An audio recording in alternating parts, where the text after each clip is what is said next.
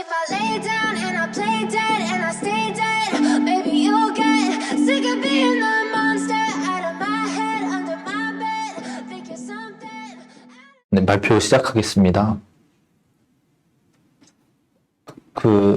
여기 제가 준비한 기업은 오브젠이라는 기업인데, 여기가 최근에 1월 30일 날 상장을 한 회사예요. 근데 이 회사가 상장하면서 네이버 클라우드에서 여기 지분을 한 6% 정도 들고 있다는 공시를 발표해서 이 회사하고 네이버 클라우드가 어떤 시너지를 낼 수 있는지 궁금해서 한번 공부해 봤습니다. 우선 결론은 특별한 시너지는 없어 보이고, 이 오브젠이 영위하고 있는 마테크 분야라는 사업 분야에서는 여기 오브젠이라는 회사보다 기존의 다른 소프트웨어 업체들이 더 잘하지 않을까라는 결론을 내려봤습니다. 우선 오브젠은 작년 3분기 누적 매출에 192억 원을 달성했고, 영업이익 5,300만 원, 그리고 당기순이익 6,300만 원을 달성했습니다. 마테크라는 게 뭐냐면 마케팅하고 테크 기술을 결합한 그런 용어인데, 이 기업용 소프트웨어를 제공해서 마케팅이나 그런 데 도움을 주는 그런 사업이라고 보시면 되고요. 여기가 원래 대기업에서만 쓰던 초개인화 마케팅 솔루션을 여기가 그런 제품들을 개발해서 대기업뿐만 아니라 중견기업이나 중소기업에서도 활용할 수 있게 도와주고요. 솔루션 제품, 그러니까 오브젠이 만든 솔루션 제품 라이선스 매출이 19.2%, 그리고 고객사 맞춤 시스템 개발 및 컨설팅 용역 에서 나오는 매출이 68% 이렇게 발생하고 있습니다. 그래서 네이버 클라우드하고 오브젠이 어떤 시너지를 낼 수 있는지 한번 찾아봤는데요. 제가 또 용어도 좀 어렵고 내용이 좀 많이 어려워서 찾기가 힘들었는데, 우선 좀 쉽게 생각해 보시면 네이버 쇼핑 입점사를 대상으로 이 오브젠의 마케팅 솔루션을 제공할 수 있다고 합니다. 그리고 이 네이버 클라우드하고 오브젠이 지금 함께 협력해서 상품을 하나 개발하고 있는데, 그 상품이 개발되면 확장성 높은 클라우드 기반 초개인화 마케팅 솔루션 제품을 만들어낼 수 있다고 합니다. 사실 이게 좀 말만 좀 번지르르 보이고 눈에 띄는 시너지를 내긴 어려워 보인다고 저는 판단했고요. 그리고 오브젠의 수익 지표입니다. 19년도부터 21년도까지 계속 적자 기록하다가 작년에 겨우 한 몇천만 원 이제 이익을 흑자 전환했었는데, 매출액도 21년보다 이건 뭐 3분기까지지만 그렇게 막 높은 그런 성장을 내지 못하고 있습니다. 그래서 이거는 오브젠의 사업 보고서에서 가져온 내용인데, 여기는 국내 소프트웨어 업체들뿐만 아니라 외국의 세일즈포스나 어도비 같은 소프트웨어 업체들도 경쟁사라고 보고 있는데, 얘네가 이런 어도비나 이렇게 해외 유명한 소프트웨어 업체들하고 경쟁해서 이길 수 있을지 전 의문이 들었고요. 네, 의미 있는 성장을 기대하기는 어려워 보입니다. 네, 이상 발표 마치겠습니다. 감사합니다. 시작하겠습니다. 예. 네, 2월 8일 어제 이노진이 공모를 한다고 해서 공모 참여를 받는다 해서 이제 이노진이라는 회사가 과연 이 산업에서 경쟁력이 있는가, 이거에 한번 대해서 궁금해서 한번 찾아봤습니다. 네, 이노진은 260만 주를 총 공모하고 공모 예정 금액은 65억 원에서 78억 정도, 그다음에 예상 시가총액은 301억에서 360억 정도 될 것으로 예상되고 있습니다. 이노진은 이 탈모 산업에서 지금 사업을 하고 있는 회사인데, 탈모 치료는 지금 트렌드가 변화를 하고 있습니다. 이 탈모와 두피 고민 평균의 연령이 가면 갈수록 좀 어려지는 추세이기도 하고, 또 제 친구들도 약을 먹는 친구가 있을 정도로 가면 갈수록 좀 더 고민이 커지는 것 같습니다. 또한 과거에는 탈모, 두피, 고민 조절 및 병원 방문 인식이 좀 낮았다면은 이제 가면 갈수록 탈모, 두피에 관심도 증가하고 전문적인 치료를 희망하는 이 사람들이 많아지는 것 같습니다. 이마방이라고 네일의 탈모 카페인데 여기 회원수가 가입자 수가 33만 9천 명이 되고 대담이라고 되게 옛날부터 유명했던 그런 커뮤니티인데 여기에도 굉장히 많은 글들이 올라오고 있음을 볼 수 있습니다. 예. 국내 탈모 환자 수출은 가면 갈수록 늘어나서 2021년에는 이제 24만 2,960명이 탈모 환자 수였고 총 2017년부터 3.1% 정도 성장하고 있습니다. 국내 탈모 시장 규모 및 전망인데 한 2027년쯤에는 1조 1,726억 원 정도로 예상이 되고 있습니다. 이노지는 국내 업계 최다 병의원 거래처 수 확보와 이제 국내를 넘어서 아시아 전역으로 이제 수출을 하려고 하고 있고, 이제 두피에서 피부로 그 다음에 항노화 솔루션 전문 기업으로서 성장을 하고자 하면서 이 국내 유일의 탈모 치료 토탈 솔루션을 보유한 기업입니다.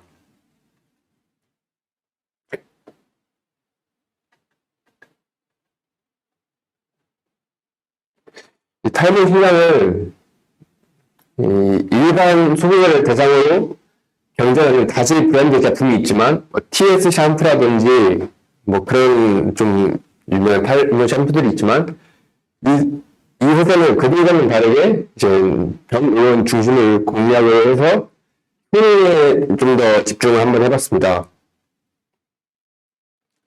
그다음에 이 안정적인 매출 포트폴리오가 나오고 있는데 3분기 매출의 69억 원 기준으로 탈모 완화 화장품에서 63% 정도, 피부 미용 화장품에서 21%, 두피 관리 기기에서 10%, 의약품에서 한 4% 정도 매출 나오고 있습니다.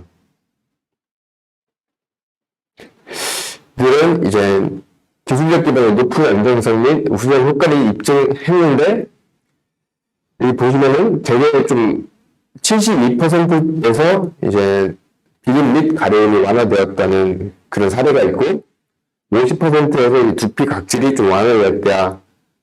그 다음에 개선되었다. 그리고 두피 피지가 한 45% 정도에서 개선되었다. 이런 결과가 있습니다.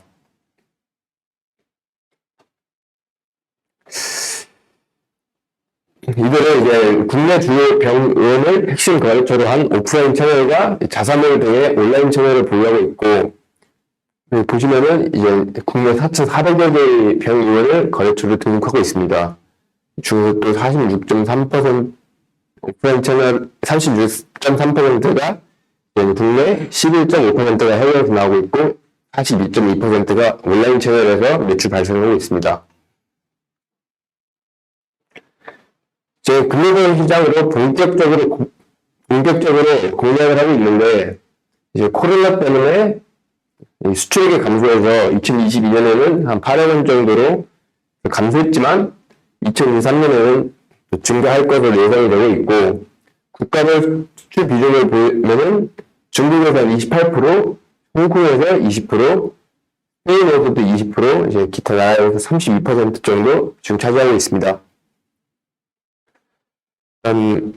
얘네가 주장하는 거 말고 실제로 써본 사람들을 한번 봤는데, 이 이마반이라는 이 카페를 보면은 여기 되게 10일 정도 사용되니 붉은기와 각질이 많이 적어지면서 정수리 염소는 좀 더 지켜봐야겠지만 뭐 좋아질 거라 예상한다는 이런 리뷰가 있었고, 또 댓글을 또 한번 써보러 가서 진짜 괜찮아요. 병원에서 인터넷보다 약 1.5배 비싸게 강매당해서 사용이 있는데 머리는 안 맞지만 그래도 약대 복용 중이라 머리는 안 빠지는 느낌이라 이런 리뷰가 있었습니다. 다음 또 지성 두피에는 잘 쓰고 있다.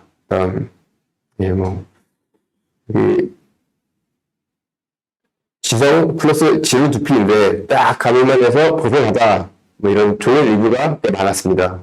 그래서 제 생각에는 또 탈모 이쪽에서는 되게 가물면서도 산업이 커지고 있고 또 TS 샴푸를 저도 개인적으로 쓰고 있는데 뭐 얘네보다는 뭐 좀 더 얘네가 뭐 마케팅은 좀 부족할지 몰라도 좀 기술력은 확실히 좀 있는 것 같다 뭐 이런 생각이 들어서 좋을 것 같다 이게 결론입니다. 네, 감사합니다. 저는 플레이기드라는 기업에 대해서 발표해 보겠습니다. 이번에 플레이기드가 영업이익 쪽에서 마케팅 비용 증가로 적자 전환이 났는데 대만에서 퍼블리싱한 게임의 상태가 궁금해서 한번 알아봤습니다. 결론부터 말하자면 중앙권 쪽에 진출을 했었는데 작년에 앱스토어에서 1등을 기록했다가 이 게임 관리를 잘 못해서 100위권 밖으로 밀려나서 상태가 좋지 않지만 동남아 진출을 원래 계획 중이라서 한번 지켜볼 필요가 있다고 생각을 합니다. 이 회사는 게임을 제작하거나 IP를 따와서 게임을 퍼블리싱하는 그런 기업이고요. 대표적으로는 실온라인이랑 실M이라는 회사가 있습니다. 주로 무료 게임을 매급을 해서 게임 내 가금으로 수익을 창출하고 있습니다. 22년도 매출 영업이익은 145억이랑 마이너스 71억입니다. 이런 실M이라는 모바일 게임인데요. 이런 실M은 과거에 실온라인이라는 게임이 인기가 있었는데 그 RPG 게임 IP를 가지고 와서 모바일 게임화를 한 겁니다. 이때가 이제 대만에 출시할 때 기대감을 가지고 있다가 26일에 출시 후에 27일 날 고점을 찍고 바로 급락을 한 것을 볼 수 있습니다. 이런 걸 보면은 국내 게임주를 할 때는 출시일에 팔아야 된다는 그런 말을 한 번 더 통감할 수 있는 것 같습니다. 최근에 동남아 출시 쪽을 CRM의 동남아 출시를 계획하고 있는데 동남아 시장에서 제일 큰 인도네시아 쪽에 출시를 할 예정입니다. 과거 인도네시아에서 이 실온라인이라는 게임이 그 1위로 선정이 된 적이 있는데 그래서 반응이 괜찮지 않을까라는 개인적인 생각이 있고 이번에 1월 25일에서 30일까지 클로즈 베타 테스트를 했었습니다.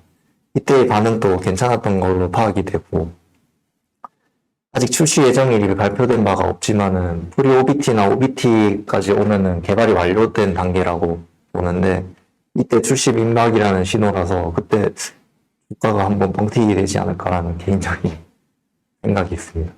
감사합니다. 네, 롯데칠성 음료 발표해 보겠습니다.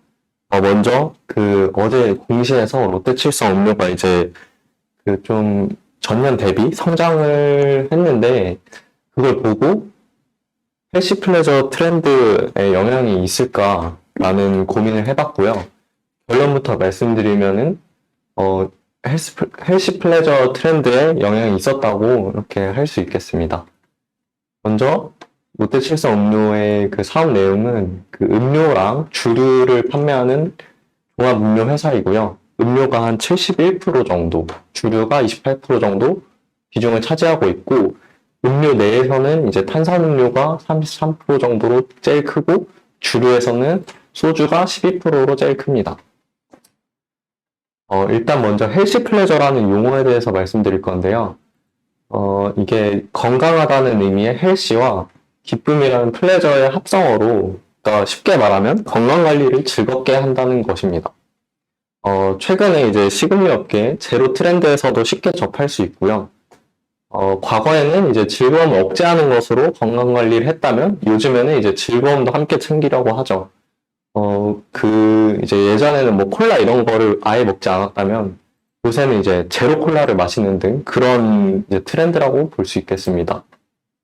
4분기 이제 IR 자료가 나와 있어가지고 참고를 해봤는데 그 탄산음료 매출은 나와 있지만 이제 제로 탄산의 정확한 매출을 찾을 수 없었습니다. 그래서 대략적으로라도 제가 추정을 해봤는데 롯데 칠성 음료의 전체 탄산 음료 중에 제로 탄산의 비중이 상반기 기준 20%라고 이렇게 합니다. 그래서 22년도 탄산음료 전체 매출을 추정해보면 9,411억이 되고 거기에 20%를 곱했을 때 1,882억입니다. 3분기까지의 수치를 빼고 4분기의 제로 탄산 수치만 보면은 이제 533억 원 정도로 추정이 되는데 연간으로 봤을 때 연간 그 탄산이 이제 1266억인데 제가 추정한 건 1882억이라서 그 증감분을 충분히 상회하는 수치고요. 그 다음에 분기별로 봤을 때도 4분기가 232억이 증감분인데 4분기 533억 원이 추정돼서 훨씬 큰 그 영향을 줬다고 할 수 있습니다. 근데 이게 되게 보수적으로 추정한 거라서 실제로는 이것보다 더 크게 나왔을 것으로 예상됩니다. 그 다음에 이제 주류 사업인데요.